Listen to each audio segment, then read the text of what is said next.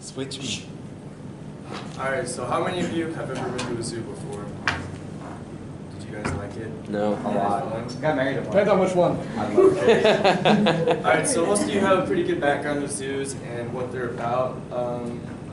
Zoos can provide a fun experience to see exotic animals, but on the flip side, zoos are breaking animals away from their natural instincts and habitats and causing a lot of stress on them. The past few weeks, I've done a lot of research to learn about how stress can affect animals and how there are a million ways to fix it and how it can start with people just like us. So today I will be teaching you about the public perception of zoos, the side no one sees, the darker side, and what you can do to help save and protect animals behind the bars in zoos. So to begin, what most people see in zoos are interactive exhibits that allow people close engagement, like Tanganyika Wildlife Park. Mr. Chopra, I know you got your wedding there.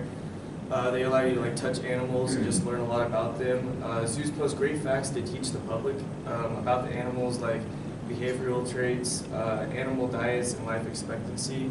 Like the little plaques, like those, you probably see them at each exhibit for the animals. They really teach you a lot. Zoos also help with conservation.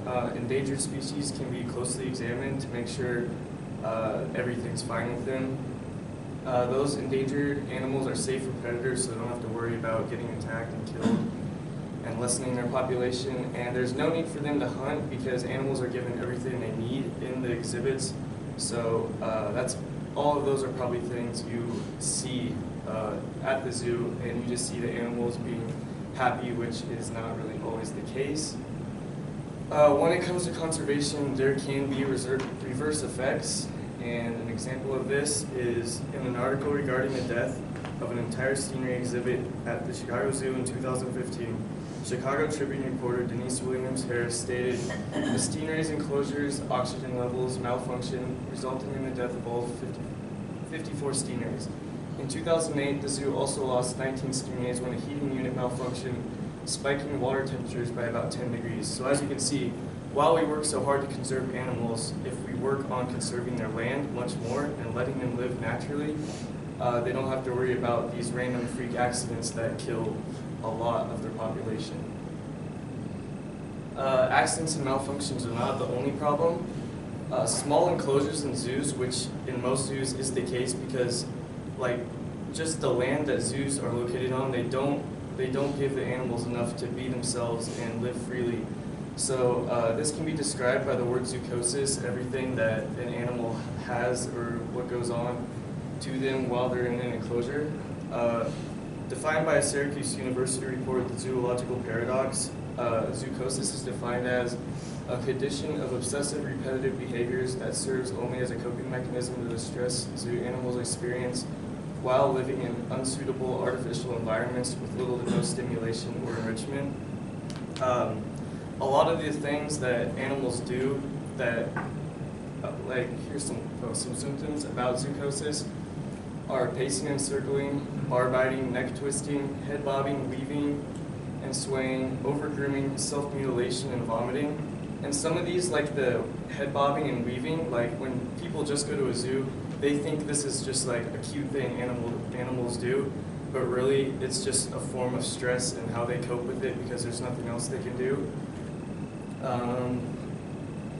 In this video taken at the Toronto Zoo, zoochosis is very obvious in this polar bear. As you can see, his head is swaying back and forth. And they look kind of like it's a cute thing, like he's asking for food. But really, the polar bear, that's really showing signs of stress. And then he's pacing back and forth between the door also.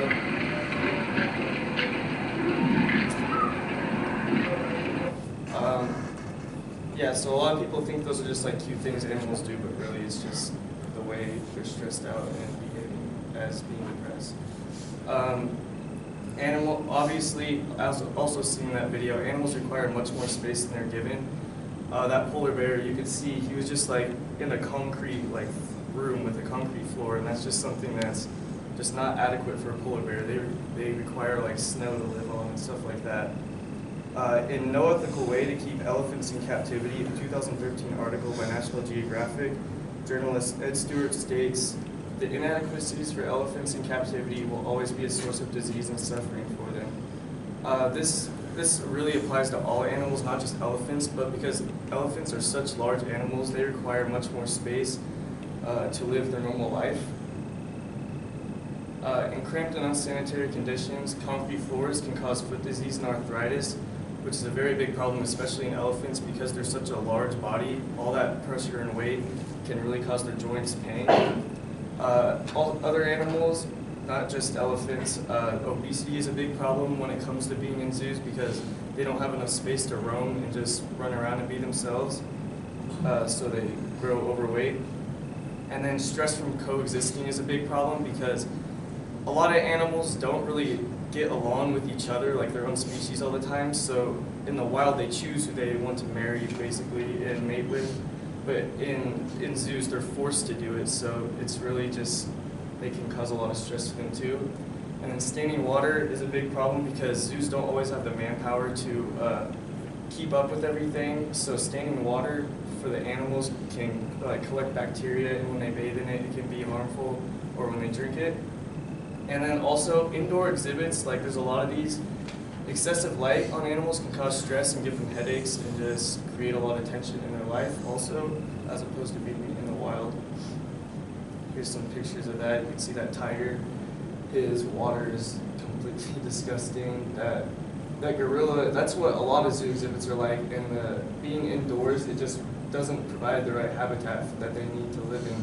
And then the leopard, like you can see, is just on a concrete floor.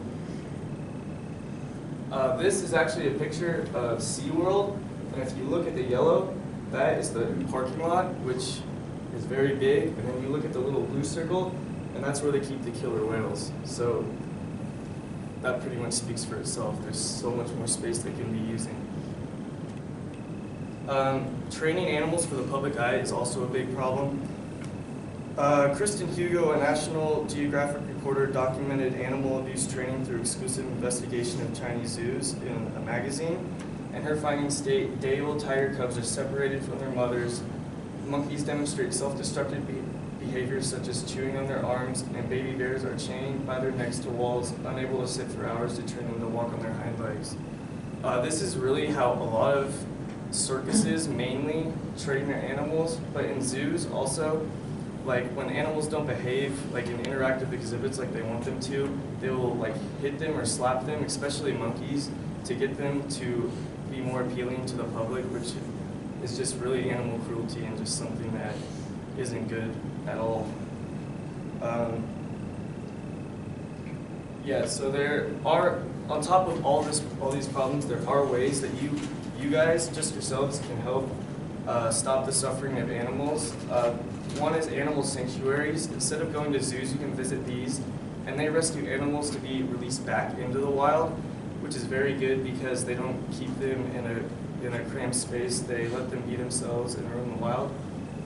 And then also, there's places in like Africa, but they're also in America for like animals that live here. You can visit a wildlife refuge, and it gives animals their natural habitat, and actually you can like get in the back of a truck that's like caged in and drive into like on a safari, and the animals can coexist around you. So suppose you are the animal going into their kingdom as opposed to them living in a prison for us. And then you can also donate or join an organization that helps stop poaching and the destroying of lands. This is the most important part because the more we destroy lands, the more we will require animals to be in zoos to just keep them alive. So by keeping their lands safe, it will help them roam freely for the rest of their lives. This video by the World Wildlife Foundation just explains a little bit about how you can help, especially this video is about orangutans, but this is all animals.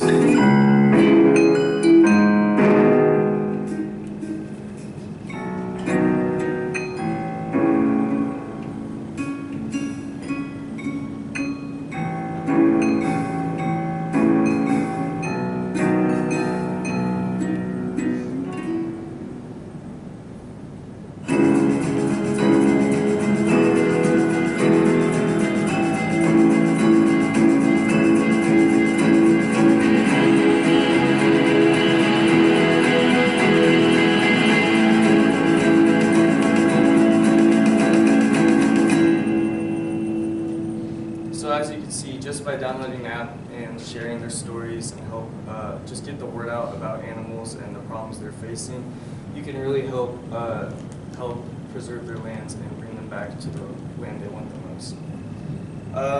So as you can see, there's much more going on than what meets the common eye.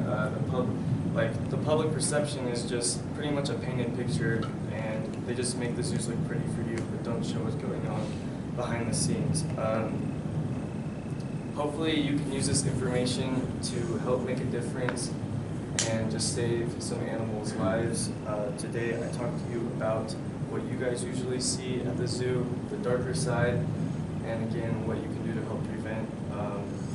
Again, I really hope you can just use this to make a difference in animals' lives. Thank you.